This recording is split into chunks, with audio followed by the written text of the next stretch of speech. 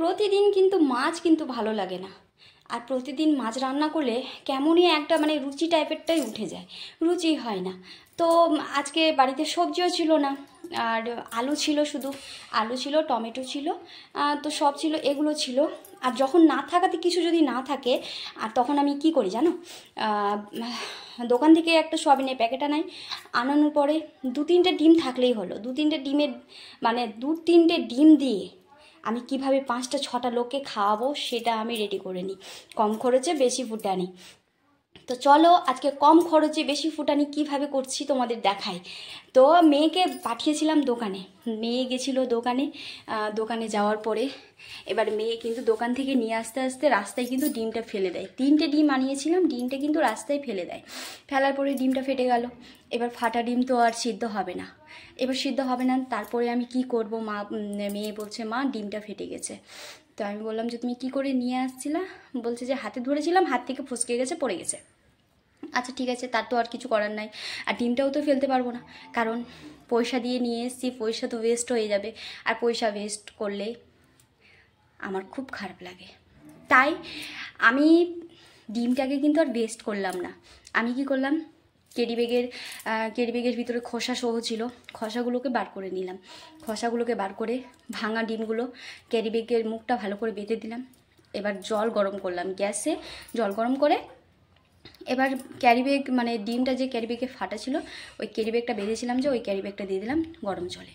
কিছুক্ষণ ঢাকা দিয়ে ক্যারি ব্যাগটাকে মিডিয়ামে গ্যাসটা করে আর ক্যারি ব্যাগটা দিয়ে ঢাকা দিয়ে বেশ ভালো করে সিদ্ধ করলাম। সিদ্ধ করার পরে নিচে নামানোর পরে দেখছি যে মানে ফাটা ডিম তো বুঝতেই পারছো একটু ছড়ানো থাকবে, ছড়ানোভাবেই কিন্তু আবার জমে গেছে, বেশ সুন্দর করে জমে গেছে। তো আবার বের করে কিছুক্ষণ পরে ঠান্ডা হওয়ার পরে কাটলাম। তো পিস করে কেটেছি। পিস করে কাটার পরে কিন্তু বর জানে না যে আমি আজকে রান্নাটা কিন্তু কিভাবে করেছি। পিস করে কাটলাম, পিস করে কাটার পরে তারপরে কি করলাম যে ওটাকে লবণ হলুদ দিয়ে তেলে লাল করে ভাজলাম। লাল করে ভাজার পরে সয়াবিনটা ছিল, সয়াবিনটা গরম করে রেখেছিলাম, রাখার পরে সয়াবিনটাকে ভেজেছি, দিয়ে সব কিছু দিয়ে যে রান্না করেছি। আজকে সয়াবিন পনির রান্না হয়েছে।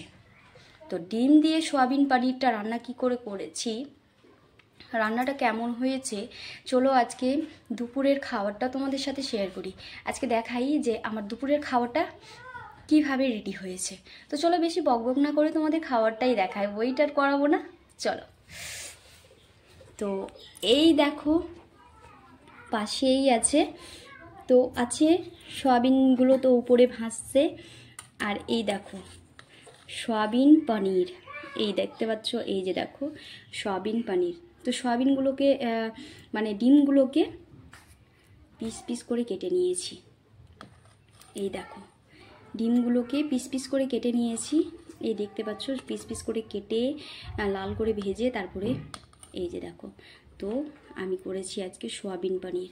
তো এই দেখতে পাচ্ছ, তো দারুণ হয়েছে দেখতে, আর এত সুন্দর সেন্ট আসছে কি বলবো। আমি কিন্তু খুব মানে খাবারের সেন্ট করে কিন্তু খুব মুগ্ধ হয়ে যাচ্ছি। খাবারটা খাবো, জিভ থেকে জল পড়ে যাচ্ছে আমার এখনই, মানে খাওয়ার জন্য আর কি। তো অবশ্যই আমার ভিডিওটা কেমন লেগেছে অবশ্যই জানাবে, আর নতুন ভিডিওর আপডেট পেতে সাবস্ক্রাইব করবে, সাবস্ক্রাইব করতে কিন্তু ভুলবে না। Thank you.